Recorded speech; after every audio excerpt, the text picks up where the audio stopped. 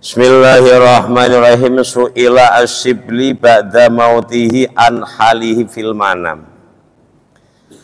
Jadi Dalaf bin Jahdar Asyibli ini setelah beliau wafat, ada yang bertemu dengan beliau lewat manam. Sekali lagi lewat manam, bertemu beliau di dalam mimpi. Ulama yang menemui. Terus yang bertemu tersebut bertanya kepada Imam Syibli. Pertanyaannya faqala, qala Allahu, qala ya Allah. Faqala, qala Allahu li ya Abu Bakrin. Kok qala sih? Oh ini. Qala Allahu li ya Abu Bakrin. Imam Syibli, sebab apa aku ampuni, kata Allah. Imam Syibli, sebab apa dosamu kamu ampuni. Ya Abu Bakrin, wahai Abu Bakar. Abu Bakar Dalaf bin Jahdar Asyibli, bukan Abu Bakar Siddiq. Atadri, apakah kamu tahu? Kalau dibalik, Allah bertanya kepada Imam Syibli, Imam Syibli, tahukah kamu sebab apa dosamu aku ampuni? Qultu bimasolihi amali. Imam Syibli jawab, dengan kebaikan amalku ya Allah. Allah jawab, tidak, kamu aku ampuni bukan kebaikan amalmu.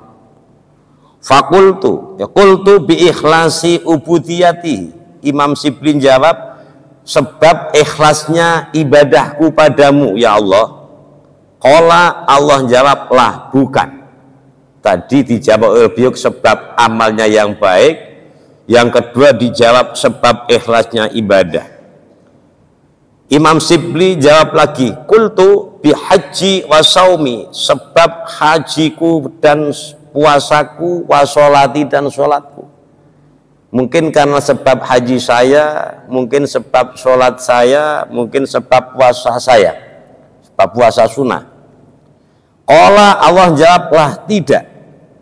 Qultu bihijrati lissolihin wali tolabil ilmi. Imam Syibli jawab lagi, sebab hijrahku, pindah saya terhadap orang-orang yang soleh dan saya ini pencari ilmu. Allah jawablah, bukan. Qultu, akhirnya beliau nyerah. Setelah dijawab tidak, beliau nyerah. Qultu, lalu aku berkata, Imam Syibli, berarti beliau bertanya, ilahi fabima ya Allah, sebab apa? Tadi pertama kan sebab amal soleh, katanya bukan. Yang kedua sebab ikhlasnya ibadah, bukan. Sebab puasa, sholat, dan hajinya, bukan. Sebab hijrahnya kepada orang-orang soleh, bukan. Sebab mencarinya ilmu, bukan. Faqala ta'ala, atadhkuru hina kunta tamsi fi darbi Baghdad. Syibli, kamu ingat mendak? Suatu hari kamu berjalan di kampung Baghdad, di lorong kampung Baghdad. Fawajadta hiratan saghiratan qad ad'afahal bardu. Terus kamu menemukan seekor kucing kecil yang kedinginan. Ada seekor kucing di lorong itu kedinginan, terus beliau ambil kucing tersebut. Wahya tazwi an syiddatihi. Terus kamu masukkan kucing tersebut di dalam jubahmu supaya kucing tersebut menjadi hangat. Fa akhadtaha rahmatan laha wa adkhaltaha fi fazwin. Terus kamu ambil, kamu masukkan ke dalam jubahmu karena alaika. Lah kamu ngambil itu karena rasa kasihan. Jadi Imam Syibli ini diampuni oleh Allah dosanya karena ada kucing kecil yang kedinginan, terus timbul dari hati ini rasa kasihan, diambil dimasukkan di dalam kantong beliau. Kok sayang, karena kasih sayang beliau terhadap seekor kucing ini menyebabkan ampunan Allah Subhanahu wa ta'ala. Artinya apa? Artinya kita tidak boleh meremehkan walaupun nampaknya amal itu kecil, walaupun nampaknya amal itu sepele, tetapi karena timbul dari hati kasihan inilah yang menyebabkan kasihannya Allah Subhanahu wa ta'ala. Maka di dalam hadis qudsi Allah menyebutkan di dalam pertama yang dulu, ar-rahimuna yarhamuhur rahman irhamu man fil ardi yarhamkum man fis sama. Orang-orang yang mempunyai jiwa kasih sayang itu akan disayangi Allah Subhanahu wa ta'ala. Bahkan malaikat Allah yarhamkum man fis sama, berarti malaikat Allah yang di langit pun ikut mendoakan. Sekali lagi, amal kecil jangan dilihat kecilnya. Artinya tidak boleh kita meremehkan amal yang kecil, tetapi tidak boleh juga mengandalkan yang nampaknya amal itu besar. Sebab kadang yang kecil ini yang menyebabkan ridhonya Allah Subhanahu wa ta'ala. Fakultu na'am. Terus beliau menjawab, iya ya Allah, saya ingat pada waktu itu memang ada kucing kecil yang kedinginan, terus saya masukkan. Faqala ta'ala birahmatika litikal hirah rahimtuka sibli, ketahuilah sebab sayangmu, sebab kasihanmu terhadap kucing tersebut, maka hari ini aku pun menyayangi kamu.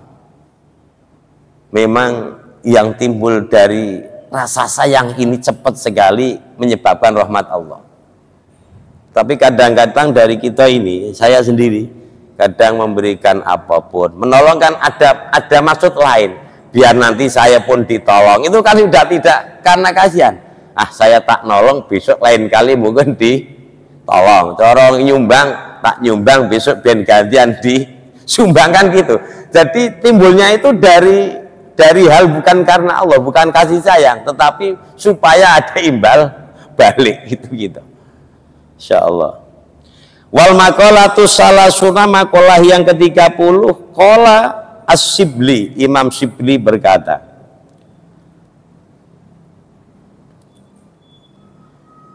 lauduktum halawatal muslah, seandainya kamu semua bisa merasakan, sudah bisa merasakan manisnya wusul kepada Allah. Ulangi, lauduktum halawatal muslah, seandainya kamu semua sudah bisa merasakan manisnya wusul kepada Allah. Di dalam thariqah, wusul ini adalah sesuatu yang sangat didambakan oleh para salikin. Para murid itu tujuannya itu wusul. Wusul itu sampai. Saya tidak mau begitu panjang, nanti tidak keliru. Wusul di sini ail kurbu, artinya dekat kepada Allah Ta'ala. Seandainya sudah bisa merasakan manisnya dekat kepada Allah, la'araftum miraratal qati'ah, maka kamu pasti akan bisa merasakan pahitnya berpisah dengan Allah. Sudah bisa merasakan belum kita? Kalau sudah bisa merasakan manisnya dekat dengan Allah, seseorang baru tahu di saat pahitnya berputus dengan Allah, artinya jauh dari Allah. Gambaran logikanya gini, kita bagi yang sudah punya istri atau yang belum punya tapi punya kedekatan intensif dengan yang lain jenis, biasanya kan ada rasa enak, rasa nyaman, jauh tidak mau. Tetapi di saat itu ada perceraian, Bagaimana rasanya? Wong kita saja yang sudah berumah tangga ini, sehari saja tidak bertemu dengan orang rumah, itu mungkin agak galau. Kenapa enggak? Galau. Kemana kok orang kok? Padahal nanti malam ketemu loh. Tetapi detik itu setelah kita pergi terus balik, enggak ada, mesti dicari. Kemana? Mungkin dicari di dapur, enggak kate. Kamar mandi enggak ada. Terus di kamar lain enggak ada, itu sudah bertanya. Karena sudah sedang merasakan manisnya bersama. Tetapi di saat nanti mungkin berpisah karena hal lain, mungkin karena pergi beberapa hari, atau yang satu balik kampung, yang satu, itu kan ada rasa, duh kok enggak enak ya di saat tidak bersama. Dengan Allah juga kayak gitu. Artinya orang yang sudah merasakan dekat dengan Allah lewat ibadah-ibadah fardu, ditambah lewat ibadah-ibadah sunnah. Sebab ibadah fardu, misalkan sholat fardu, terus haji yang fardu, zakat, ini kan fardu semua. Puasa Ramadan, ini kan fardu. Ini ra'sul mal. Kalau orang dagang, ini adalah apa namanya? Pokokan. Harta, modalnya itu adalah ibadah fardu, itu modal. Nah, terus ibadah sunnah, ada misalkan di dalam sholat ada rawatib, ada qobliyah, ada ba'diyah, atau ada sedekah, ada infak, itu kan yang sunnah sedekahnya, wajibnya kan zakat. Terus ada puasa sunnah dan yang lain-lain, baik itu fardunya fardu kifayah atau fardu ain. Terus sunnah-sunnahnya bentuk akan banyak. Sebab fardu dengan sunnah itu kalau dihitung banyak mana? Fardu dan sunnah itu banyak mana? Banyak sunnah. Wah, sholat fardu saja cuma 17 rakaat. Tetapi sholat yang rawatib, ini yang ba'diyah dengan qobliyah saja, kalau kita tahu semua, kan ada 22 rakaat. Banyak yang sunnah. Kita ulangi. Jadi ibadah fardu ini modalnya, ibadah sunnah ini adalah untungnya. Nah, ibadah fardu ini menyelamatkan dari siksa Allah, sebab orang itu sudah di saat sudah melaksanakan yang wajib, ini kan selamat dari siksa. Wajib itu perkara yang harus dilakukan. Faman fa'alahu yanalu sawaban, waman tarokahu yanalu ikoban. Nah, sunnah ini kalau dilakukan terus menerus, nanti akan mendapatkan ribhu, yaitu derajat di sisi Allah subhanahu wa ta'ala. Gaji pokok dengan bonus, itu banyak bonusnya akhirnya. Makanya di dalam hadis qudsi Allah mengatakan, la yazalu al-mutaqarribuna ilayya bimisli adaima faradtum alaihi. Tidaklah seseorang itu mendekat terhadapku dengan perkara yang aku wajibkan kepada mereka. Wala yazalu yataqarrabu bin nawafil, dan tidaklah seseorang itu mendekat kepadaku dengan ibadah-ibadah sunnah hatta uhibbahu, sehingga aku mencintai orang tersebut. Jadi syarat dicintai Allah itu memang melakukan yang wajib dan menjalankan yang sunnah hatta uhibbahu, sehingga aku mencintai orang tersebut.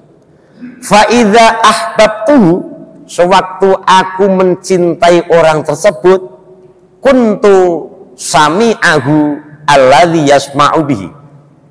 Jadi Allah itu seandainya sudah cinta terhadap seseorang, maka Allah akan menjadi pendengaran orang tersebut, Allah akan menjadi pandangan orang tersebut, Allah akan menjadi kakinya orang tersebut, Allah akan menjadi tangannya orang tersebut, dan Allah akan menjadi mulutnya orang sebut. Artinya apa?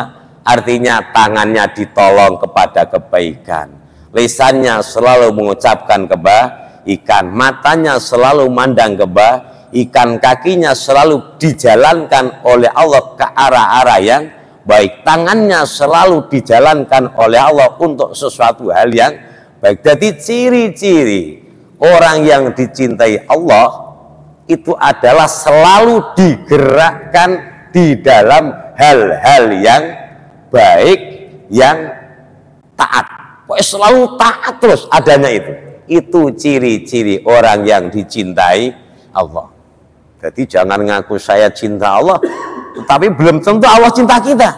Kalau seandainya kita belum digerakkan ke arah-arah itu, matanya kita masih nanak mano-mano, kakinya selalu berjalan ke maksiat, mulutnya ngomongnya basing kada, tangannya sukanya jaili orang lain, kok lain lagi. Itu intinya. Jadi mau nggak lah, sebisa-bisanya. Kalau yang wajib memang mutlak wajib itu harus dilakukan. Wajib, soalnya wajib loh. Tetapi sunnah ini pun tidak boleh disepelekan. Sebab dengan sunnah ini zulfa atau derajat dari Allah akan kita dapatkan. Nah, nanti kurbah kedekatan kita pada Allah kayak gitu. Jadi taruh korupnya lewat ibadah wajib, lewat ibadah sunnah. Nanti kalau ini mungkin sudah ya banyak merasakan. Iya, biasanya saya itu kalau tahajud terus tidak tahajud beberapa malam kok rasanya lain di dalam. Ada mungkin yang kayak gitu. Ada yang biasanya puasa sunnah Senin Kemis kok tidak puasa sunnah Senin Kemis beberapa minggu sudah nampak lain. Itu berarti sudah bisa merasakan jauhnya dari Allah Subhanahu wa ta'ala. Kita teruskan. Ail bu'du artinya jauh anhu dari Allah Ta'ala, fa innahu adzabun inda ahlillahi ta'ala. Sebab jauh dari Allah ini menurut ahlullah, orang-orang yang makrifat kepada Allah, itu suatu siksaan. Jadi jauh dari Allah menurut orang-orang yang makrifat, yang kenal dengan Allah, itu suatu siksaan yang sangat besar. Jadi nang donya sudah disiksa, rasanya, perasaannya sudah tersiksa. Tidak ada ketenangan, tidak ada ketentraman. Coba yang sudah, mohon maaf yang sudah pada ikut thariqah, kan biasanya kita dilatih zikir setelah sholat, la ilaha illallah 165 kali, terus Allah sebanyak 1000 kali kalau memang difulkan.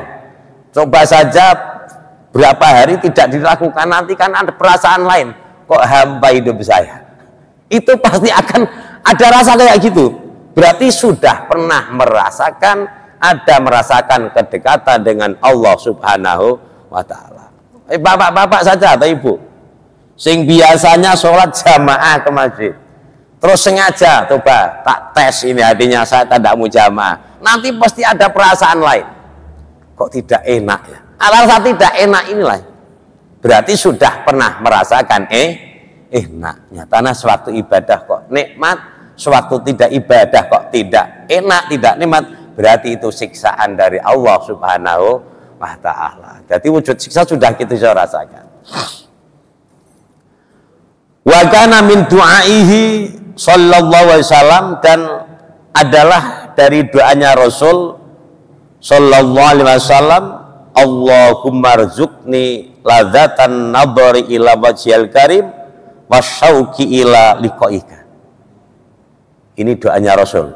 Sebagian dari doa Rasul, Allahumma rzuqni ladzatan nadhari ila wajhil karim wasyauqi ila liqaika.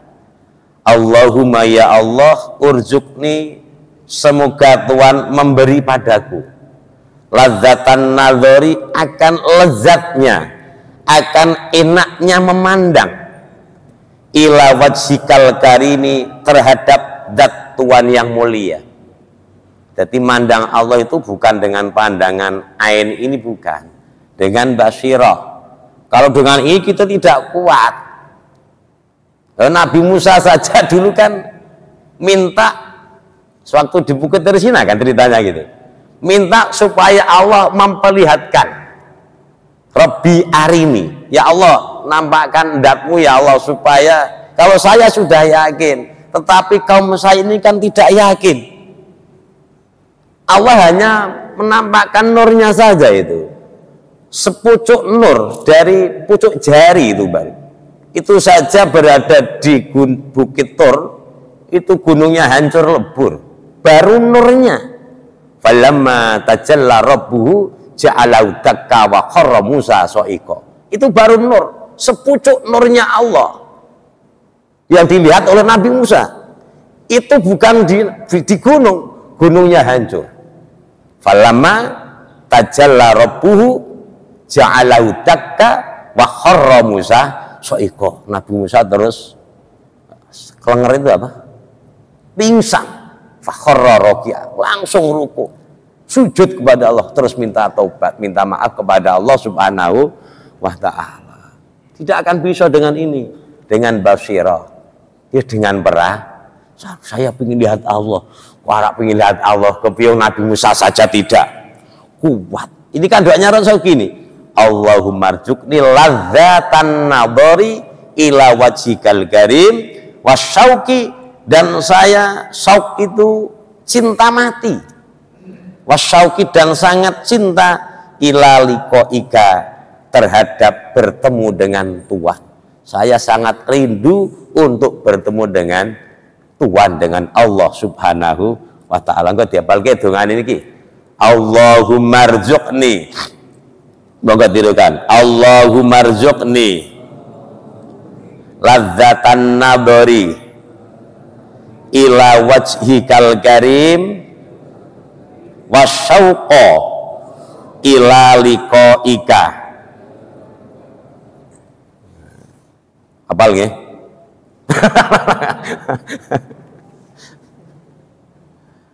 Allahumma rzuqni ladzatan nadhari ila wajhikal karim wasyauqa ila liqaika.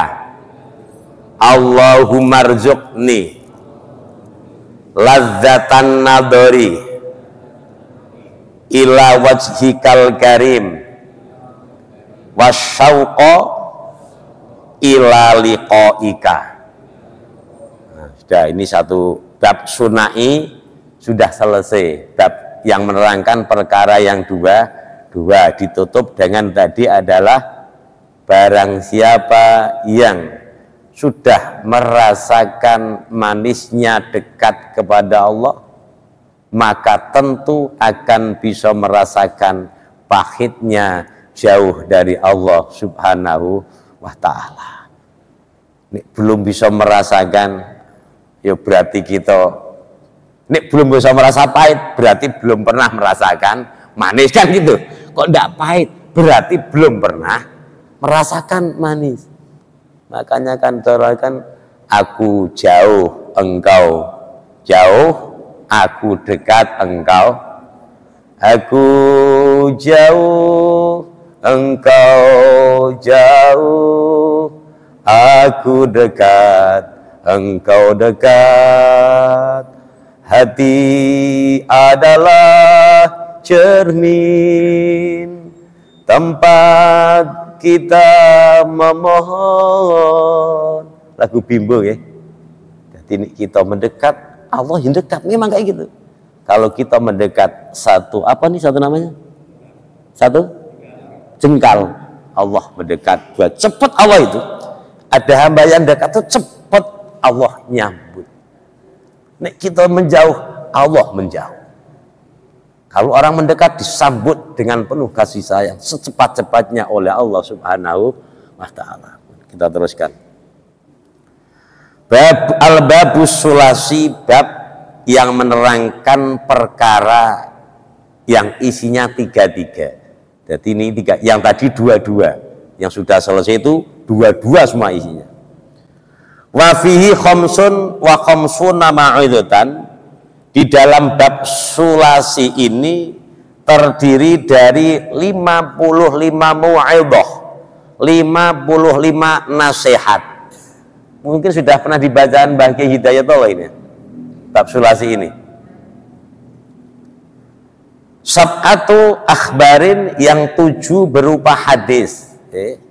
Jadi isinya 55, yang 7 mau'idhah itu berupa hadis. Hadis itu qaulun Nabi, sabda Nabi. Kalau perbuatan Nabi namanya sunnah. Nah, terus Nabi melakukan perbuatan ini namanya thariqatun Nabi. Wal baqi asar, yang 7 berupa hadis, yang selain 7 berarti masih berapa? 55 dikurangi 7 sama dengan berapa? 48. Berarti yang 48 itu kaul sahabat, ucapan sahabat, ucapan tabi'in, dan ucapan tabi'in. Al-maqalatul ula, makalah yang pertama, ruwiya diriwayatkan anin Nabi, dari Nabi sallallahu alaihi wasallam. Yang pertama berupa hadis sabda Nabi. Annahu qala, sesungguhnya Nabi bersabda, man asbaha wa huwa yasku dzikal ma'as faka'annama yasku rabbahu. Ini hadisnya.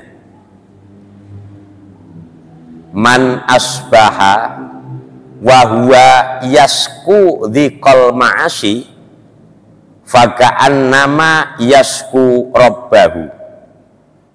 Ada yang hafal enggak? Misalnya gini, kalau ada ayapan saya salah baca mau diingatkan gitu. Kalau ada yang hafal kan hadis itu biasanya ada yang lihat menghafal hadis kan ada. Misalkan lafadznya salah mau diingatkan sebab hadis. Barangkali kan sini kan tidak ada harokatnya. Kalau salah bahaya. Man asbaha wa huwa yashku dziqal ma'ashi faka'annama yashku rabbahu. Hadis ya. Jadi jangan didebat, ini hadisnya kan Rasul. Man, siapa saja asbaha, pagi-pagi, aidakhola fi waktu sobah, siapa saja masuk waktu pagi. Subuh itu kan pagi, batasannya subuh kan berarti sampai matahari keluar gitu. Jadi pedomannya waktu subuh itu kan min tulu'il fajris sodiki ila tulu'is syamsi, mulai dari keluarnya fajar sodik sampai keluarnya matahari, itu batasan waktu subuh. Berarti kalau gitu waktu subuh ini bukan jam lagi. Kalau fikih kan bukan jam, dulu belum ada jam waktu dibuat. Jadi yang untuk pedoman adalah fajar dan matahari. Waktu zuhur pun juga matahari, maghrib pun juga matahari.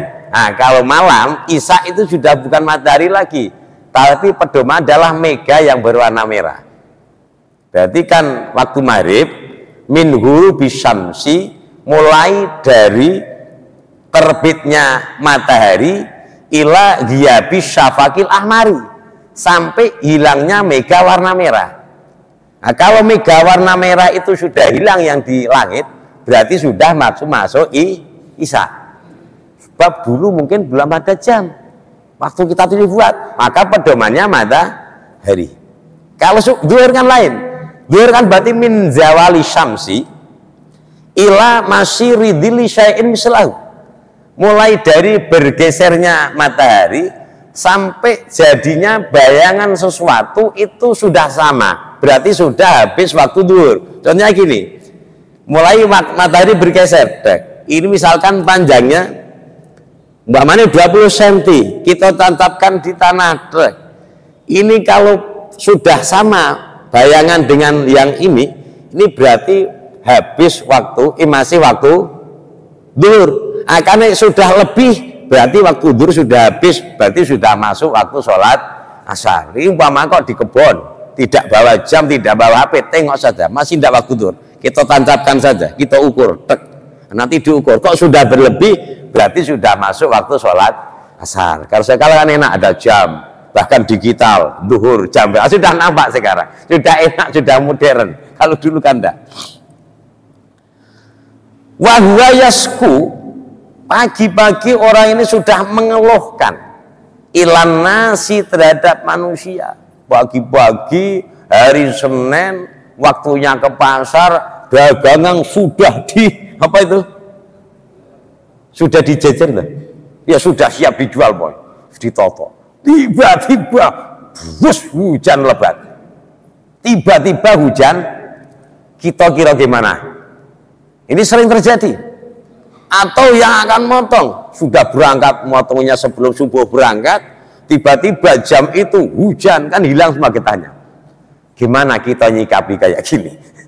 Supaya ini tetap tidak sia-sia kerjaan kita. Ayo bagaimana kira-kira? Tiba-tiba hujan lebat, wa huwa yasku ilan nas. Terus ngeluh, ya orang kalau ya Allah bukan ya Allah. Mohon maaf, biasanya kan di sinang kebon, pakai aneh biasanya, pakai aneh. Potong dan hilang kabeh, mesti itu. Karena ada dongkol di dalam hati kita. Terus pasar dilalah sepi, jualannya banyak. Di kolmaas sempitnya ekonomi. Maas itu ekonomi saja, sebab penghidupan itu sarana yang untuk hidup, kan ekonomi. Ya duit atau beras, bahan pokok dan yang lain-lain. Faka'an nama yashkurobahu, maka seolah-olah orang tersebut syikayah atau apa bang? Mengeluh kepada Allah subhanahu wa ta'ala. Seolah-olah orang tersebut mengeluhkan kepada Allah. Kalau gitu ya udah usah ngeluh kepada manusia kalau memang bisa. Jadi ngeluh terhadap sesama ya, ini sama saja mengeluh kepada Allah subhanahu wa ta'ala. Wasikayah la taliku illa ilallah. Wasikayah ngeluh ini tidak pantas kecuali kepada Allah. Jangan kok pakaian yes ya Allah.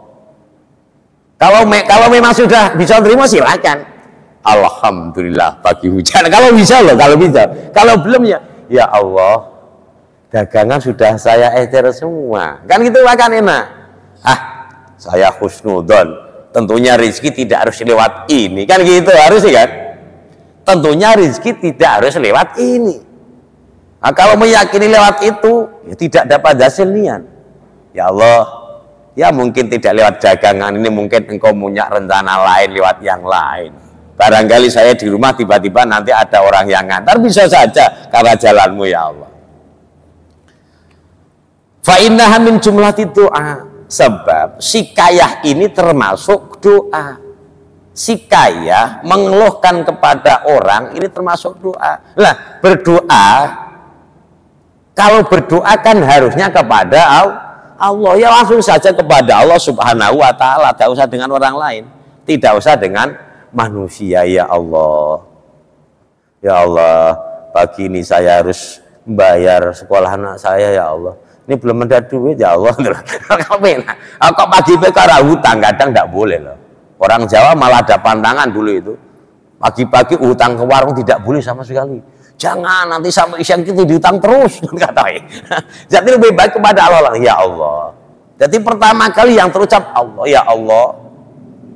Ini kok kehabisan beras, monggo engkau ya Allah caranya. Nanti Allah nuntun, entah kepada siapa, entah dari siapa.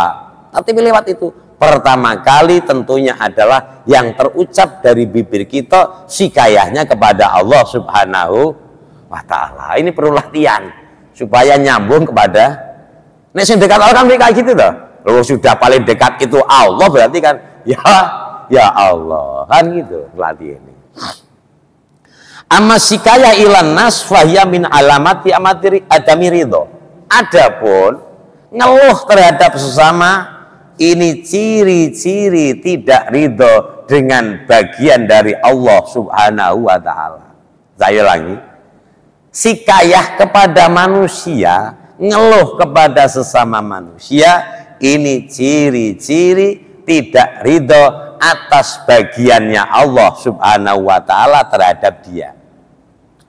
Kamaruya seperti yang diriwayatkan an Abdullah bin Mas'ud dari sahabat Abdullah bin Mas'ud, qala bersabda sapa Rasulullah sallallahu alaihi wasallam. Nah, ini ada pelajaran dari Rasul buat kita semua.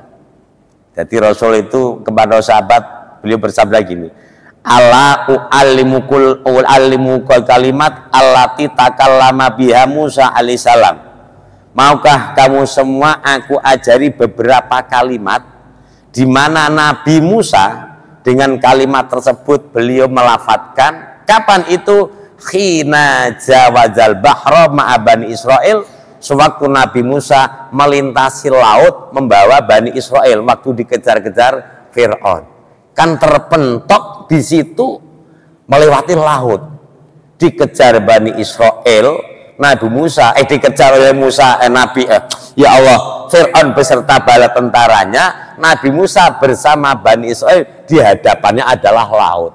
Bagaimana jalan keluarnya? Akhirnya Nabi Musa berdoa kepada Allah. Ini doanya Nabi Musa sewaktu dikejar-kejar oleh Fir'aun bersama bala tentaranya. Kulu, ucapkan olehmu semua. Mungkin ini di saat kepepet boleh doa pagi ini, mungkin loh. Tapi jangan kepepet saja, untuk harian. Kalau saya biasanya tidak lepas doa ini saya baca. Ini doanya. Allahumma lakal hamdu wa ilaikal mustaka wa antal musta'an wala haula wala quwwata illa billahil aliyil adim. Ini doanya Nabi Musa sewaktu dihadapkan laut, arah nyebrang itu, nyebrang terus dipukul tuh, fadrib, pukullah Musa dengan tongkatmu. Ini sebelumnya berdoa dulu beliau, Allahumma lakal hamdu wa ilaikal mustaka wa antal musta'an wala haula wala quwwata illa billahil aliyil adim. Enggak, saya tuntun. Bismillahirrahmanirrahim. Allahumma lakal hamdu wa ilaikal mustaka wa antal musta'an wala haula wala quwwata. Teruskan, ulangi cewek. Saya tak minum dulu ya. Terus Allahumma lakal hamdu wa ilaikal mustaka wa antal musta'an wala haula, teruskan, wala quwwata illa billahil aliyil adzim. Sudah hafal awal dan bontotnya. Kita awal sudah hafal, bontotnya akan mudah. Kan tinggal Allahumma lakal hamdu sudah hafal. Wa ilaikal musta'an wa ilaikal mustaka wa antal musta'an, tambahi wala haula wala quwata illa billahil aliyil adzim. Nah, tak baca artinya, Allahumma ya Allah, laka bagimu alhamdu segala puji. Ya Allah, memang berdoa itu puji dulu. Wah, kita akan mohon, akan minta sesuatu, puji dulu Allah. Ya Allah, segala puji bagimu dan kepadamu saya, apa tadi itu? Sikayah tadi, bukan curhat. Apa tadi? Wadul-wadul itu apa? Mengeluh. Soalnya bahasa ini bahasa Jawa, saya itu kadang lupa. Ya Allah, segala puji bagimu dan kepadamu saya mengeluhkan. Ya Allah, saya ngeluh padamu. Boleh kepada Allah ngeluh sebaik-banyak, boleh. Allah malah senang. Wa anta musta'an, dan engkaulah yang menolong. Saya ngeluh, engkau yang menolong. Tidak ada daya dan tidak ada kekuatan kecuali dengan pertolongan Allah yang maha tinggi dan maha agung. Artinya apa? Artinya dengan kalimat ini kita diajari kalau memang akan ngeluhlah kepada Allah Subhanahu wa ta'ala. Kok tidak kuat setelah ngeluh dengan Allah? Yogi ngeluh terhadap sesama ndak apa-apa. Oh manusia kok. Arah dengan siapa toh? Ya dengan manusia. Ning Allah pertama kali gitu. Allah itu didahulukan. Kita ndak. Kalau sudah dengan makhluk ndak bisa, baru ke Allah itu biasa kita. Asalnya ndak bisa nolong. Sana ndak bisa nolong baru ya Allah. Kok malah Allah diterakhirkan? Usahakan Allah yang pertama kali. Tinggal sedikit lagi. Qalal Amas fama taraktuhunna muntu sami'tuhunna min syakikil asatil al-kufi. Imam Amas berkata, saya tidak pernah meninggalkan doa ini, kalimat ini, mulai dari saya mendengarkan dari guru saya, yaitu Syakik al-Asadi al-Kufi. Allahumma lakal hamdu wa ilaikal mustaka wa antal musta'an wala haula wala quwata illa billahil aliyil adim. Imam Amas berkata lagi, wahwa min Abdillah radhiyallahu anhu qala al-Amas atani atin fil manam faqala ya Sulaiman. Jadi Imam Amas ini diberi gelar Sulaiman.